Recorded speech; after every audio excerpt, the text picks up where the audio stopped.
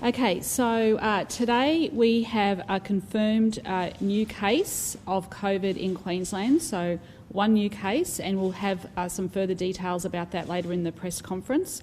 So Dr Young and Bob G, our Director General of Youth Justice, will be addressing more details about that case. So we currently have 8 active cases, and we've had over 9,700 tests in the last 24 hours, so well done, Queensland. So what is really important for Queenslanders today is if you are sick, stay at home and get tested. So what you're going to hear today is a story of a woman who was sick and still went to work. So it is really, really important, Queenslanders, that if you are sick, you must stay at home, because now a whole lot of contact tracing has to happen. So we've had, Dr Young will also address the case of the Japanese woman in more detail, and I know that Dr Stephen Miles has also discussed that this morning as well.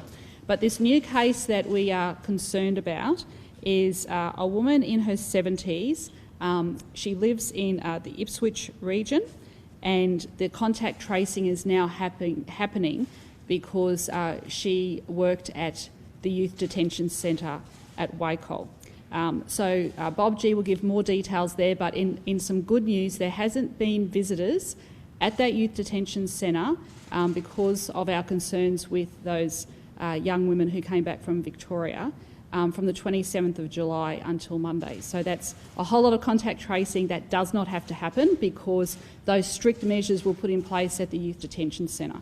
I also want to reassure Queenslanders that we have very strong management plans in place for events like this, and those plans are now being activated with the staff of the Brisbane Youth Detention Centre and also with Queensland Health. So Dr Young will address that in more detail, but as I said, it is absolutely imperative during this time that Queenslanders, if you are sick, go and get tested, because we now have all that contact tracing that needs to happen. We'll be speaking with her close contacts, with her family members, to try and identify a connection of where it has come from. So look, I'll hand over to Dr Young and then to Bob G, and then we're happy to take your questions. Thanks, Dr Young. So yesterday we were notified from Japan of a case who travelled from Brisbane to Sydney to Tokyo, was tested on arrival in Tokyo and found to be positive.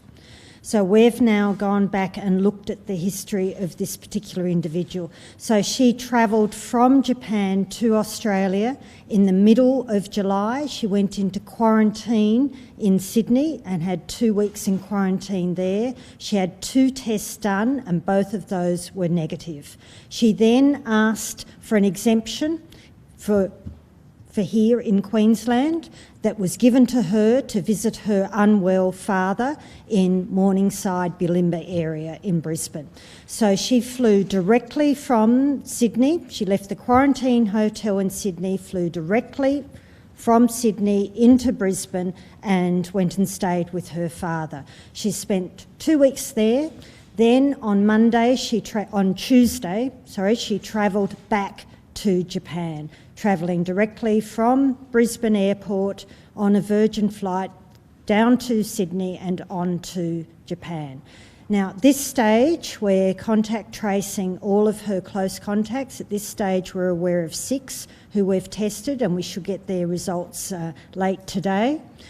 We also have been able to speak to her to find out where else she's been. So she identified she went to the jam pantry in Greenslopes on Sunday morning for breakfast. So she was there from 9:45am to 11am. So anyone who was at their jam pantry during that time frame should come forward and get tested. Anyone who is at the jam pantry during the rest of the day who develops any symptoms at all in the next 14 days should, like any Queenslander of course, come forward and immediately get tested. Then people who live in that Morningside, Bulimba area, at this stage we don't believe that she went to any other venues for any significant period of time, so there is really no concern there. But again, if anyone who lives in that area becomes unwell with any symptoms, they should come forward and get tested. And Metro South Hospital and Health Service is putting in place additional hours for all of their clinics to enable that testing to occur. So we believe that the risk from her is very low. We're not sure where she's acquired the infection, but we believe that risk is very low. Now, the second case, so that won't count as a case in Australia because it's been diagnosed in Japan. It will be counted as a case in Japan, but we, of course, are managing the time that she was here. Now, the second case is a lady in her 70s who lives in the Ipswich area.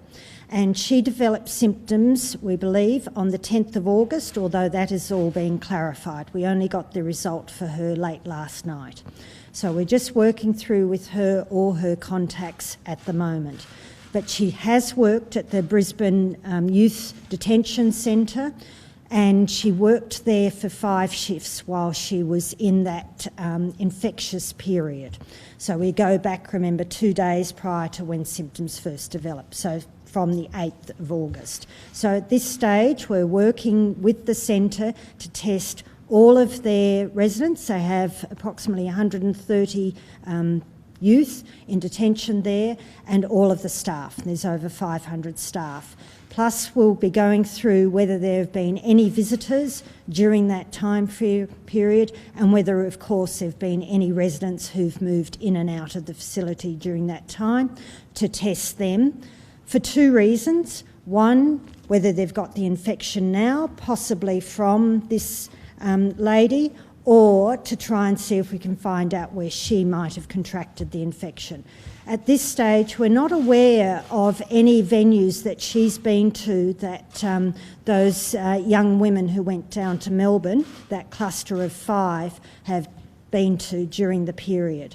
But that's the work that we'll now be doing very thoroughly over the rest of today to work out all of her contacts, where she's been and where she might have got this infection. So there are 2 cases that we're just working through all of the contacts and where people might have been and who might have been infected. Now, while we do that, of course, it is very important that anyone who develops any symptoms, has any symptoms, comes forward immediately at any time and gets themselves tested and isolates themselves until they get results. That is really important. We don't know when our next case might appear in our community, and the best way to defend against it is for people to get tested as early as possible and to not go out in the community and not go to work while they're unwell. The other thing is that we do have to maintain that social distancing, because that's what will protect us from seeing a spread from any cases. And again, we don't know where these cases might end up. And the third is that people don't go to areas where we know there are large numbers of cases. So that's New South Wales, Victoria and overseas. And we are still seeing Queenslanders, for many different reasons, travelling interstate. This is not the time to travel interstate. Everyone should reconsider their need to do that. Thank you. Thanks, Bob. Thanks, Bromia.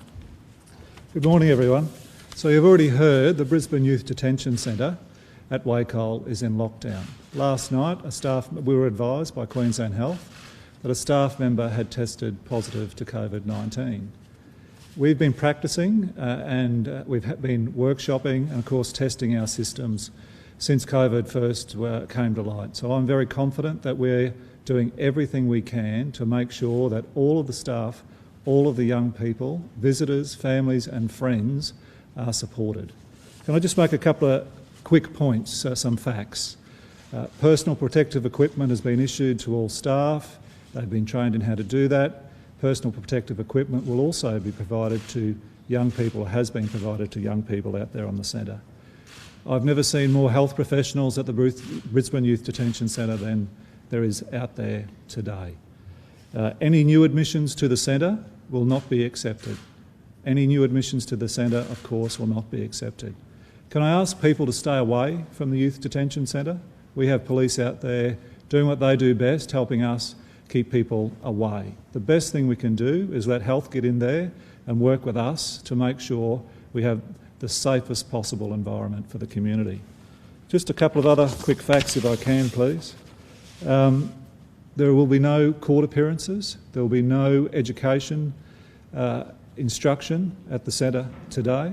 We have plans in place, of course, for young people to be given support in terms of education, health, contact with family, and those processes are being put in place. It's a virtual world that we live in now, so we'll work through that today and over the coming days to make sure that we provide the best support we can to the young people that are there, but importantly, staff, family and friends. Some other facts: there's 127 young people out at the Brisbane Youth Detention Centre today.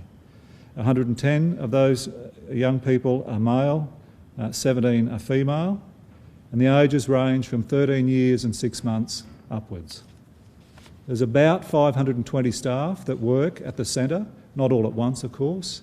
The majority of them are youth detention centre workers, but also education and health professionals. As the Premier indicated, we took a conservative approach at the Youth Detention Centre, and face-to-face visits at the end of July were cancelled and only recommenced this Monday, the 17th of August. We're well placed.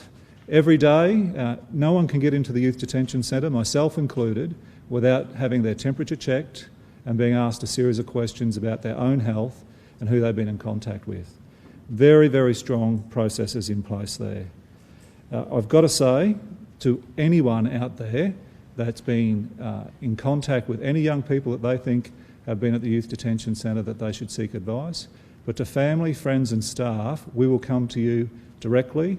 It's a great machine that we've got in terms of disaster management in this state, and we've got that practice well down at the Youth Detention Centre. We've practiced for this, so we'll be providing information as soon as we can. That's all, and we're open to questions, I think. What's actually happening in the facility? Because you can't socially distance in there. Are some of these youth being taken out into other areas to make sure that there's only one person per cell? Like, what's actually physically happening?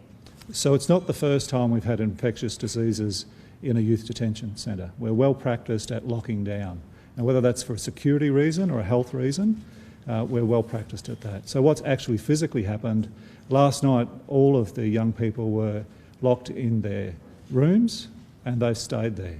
So we'll have, using personal protective equipment and well-trained staff, support for them for as long as it takes for health to move through and do what they need to do in terms of checking. And do you know how many may have been released back in the community since that I can't give you an exact figure, but we're working through that with the State Disaster Coordination Group, police and health. Is there any plan to try and make sure that the youth there are in one to a room? I mean, I said that's not really possible, but you know, if we're all trying to practice social distancing, how can you do that if you're all in together? Can I make it really clear?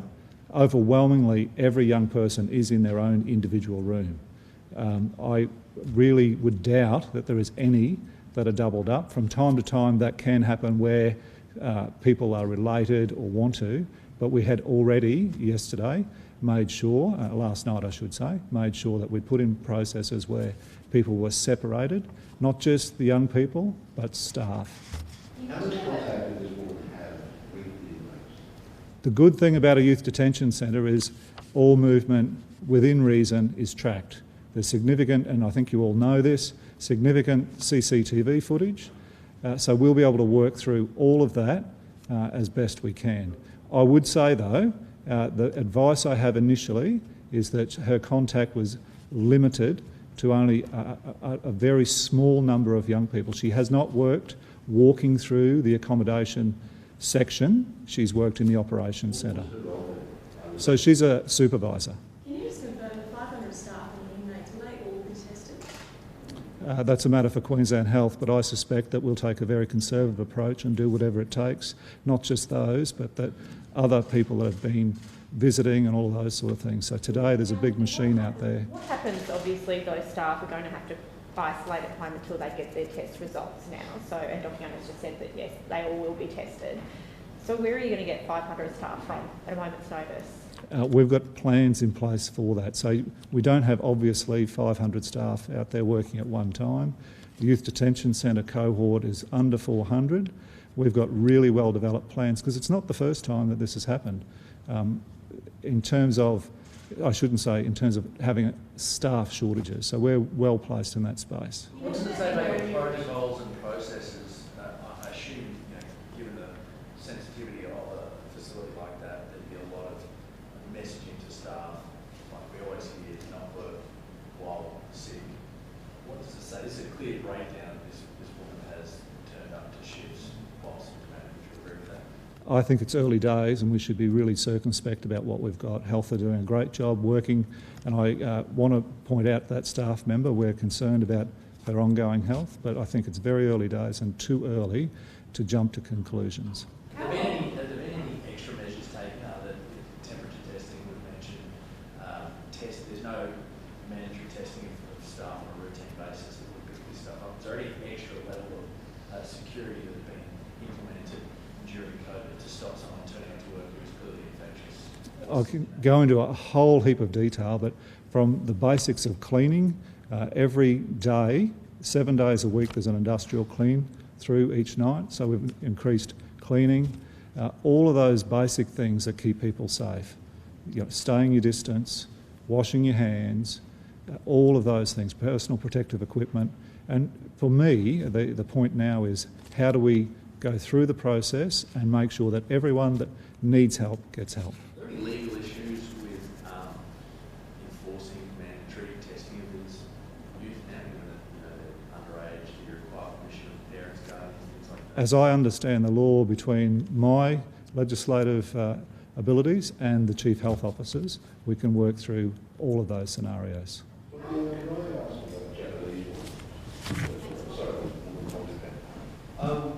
What sort of test did she have when she arrived back in Italy? And has Queensland held a passport that people refused to take? Sorry, what was the second Has part? Queensland held a passport but been refused a blood test? So my understanding is Japan doesn't do serology testing routinely, so that's why it's not being done there. She had a PCR test, so a swab test, so the one that you do for acute symptoms to see if there's any virus. Did she have that because she had symptoms? No, she had it because she flew into Japan and everyone gets tested who flies into Japan. Do you know how, is she a dual citizen? I thought our borders, international borders were closed. Do you know how she got in? Or? The Commonwealth gave her permission to come in. Is she an Australian citizen or Japanese? I don't know those details. There was no requirement once she had an exemption for the quarantine once she went to Queensland? No, because she'd completed 2 weeks of quarantine in New South Wales with 2 negative tests. And she went directly from the quarantine hotel wearing PPE to the airport and then came to Queensland. So is it highly likely that she didn't get the, I mean, it's hard to tell, but it's likely that she didn't contract the illness here, that she might have got it, say, on the flight back to Japan or something like that? I don't know where she's got it. She could have had it before she came to Australia and have recovered and just be excreting virus later. We've seen that in quite a few cases. She could have got it in Brisbane. She could have got it on the plane going back to Tokyo. We really don't know. The most important thing for us is to contact trace and to test those people around her. And if all of those people are negative, then I think we can say this is a very low-risk situation. At the Youth Detention Centre, presumably a number of those children would be in the vulnerable category, Aboriginal and Torres Strait Islander children. Yeah. So what extra precautions are being made for those youth? Are they being monitored around the clock, or what happens with them? Just remember that this disease for most people is quite mild for the first 5 days. So we will be going in there, we're in there this morning, and we'll be testing every single resident who's in there this morning. The real concern on main concern of Wacol, I guess, is the fact where does it Yes. get it, Yeah. which shows it's still out there in the community. Yes. You're correct, yes. It is a concern. Has she been able to provide you with a detailed list of places she's visited? That's what they're talking to at the moment. So remember, we got this result late last night, so they've been working through the night and this morning talking to her again. So would you expect a list similar to the one we had to be released today? When we get that information, we'll release it immediately, of course. Doctor, do you have an update on the 2 crew members of Townsville? Yes, they're in the Townsville Hospital. They're reasonably well at this time. Okay, and where is the rest of the crew isolated? They're on the ship, yes. So they'll be going out today and retesting all of the people on the ship. And we had 6 active cases yesterday and 8 today. Did you mention the Japanese case doesn't go on No. release? No. So there was another case of someone who's been readmitted to hospital. Yep. So acquired interstate. And this 70-year-old woman, woman in her 70s, she's in the higher risk category. How's her condition? Is she in hospital? Is she okay? She's in hospital and she's reasonably stable. She took herself to get tested and eventually Yes. was picked up. And Yes.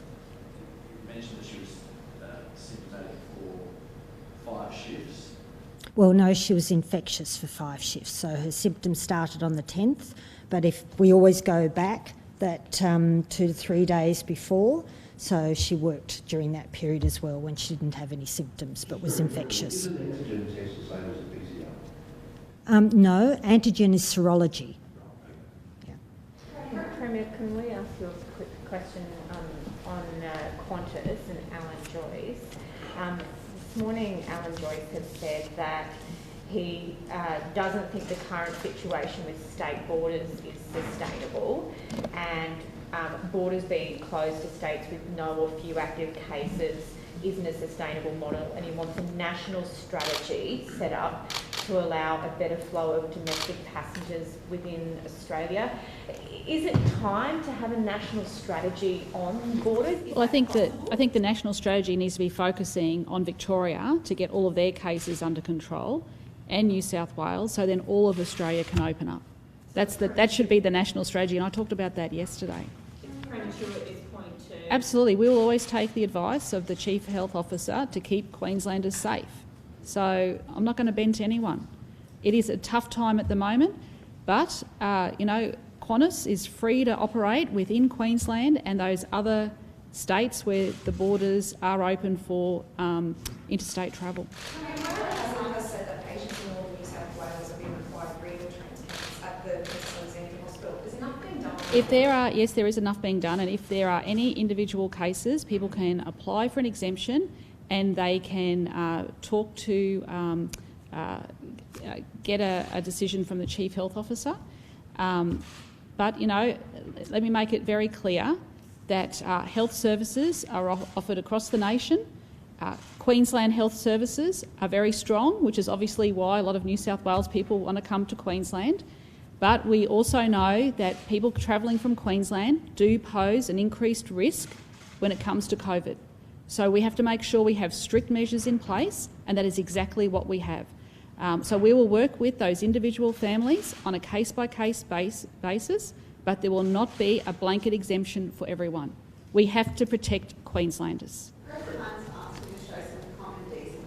I'm showing a lot of decency, and it's about time that Greg Hunt focuses on aged care and the issues that are happening in Victoria and stop trying to raise every other issue about Queensland. Premier, is your handling and your government's handling advice something about your pitch to voters? What I'm focused on is making sure that we have COVID under control, but as we've seen today, it can happen anywhere at any time. And all of our agencies are operating for swift action. Look how swift the action has happened. This was detected overnight. We've got Department of Health in at the Youth Detention Centre, and the detention centre's management plans have been activated because the government has been planning for this. We have been planning for this, and we will continue to plan for this. No, definitely not. Can you please elaborate your reports today that the Queensland government is appointing leaders from the Sun and Lions to prepare Queensland's bid for our grand final? Do you have any elaboration on that? We will continue to work behind the scenes until the AFL makes a decision about the grand final, and that's all I'm going to say at this stage. Yes.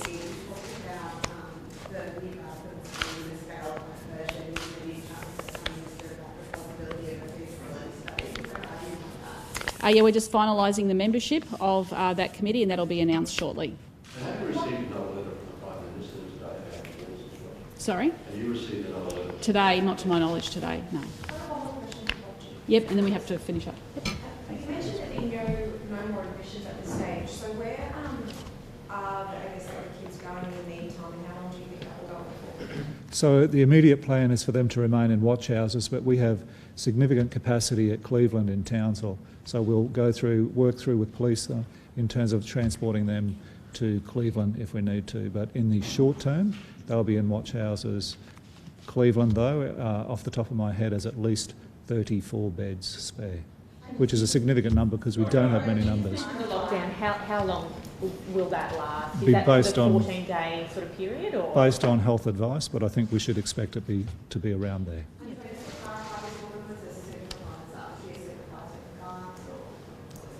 I'm not going to go into the detail about that individual employee other than to say that she's very valued in terms of her experience.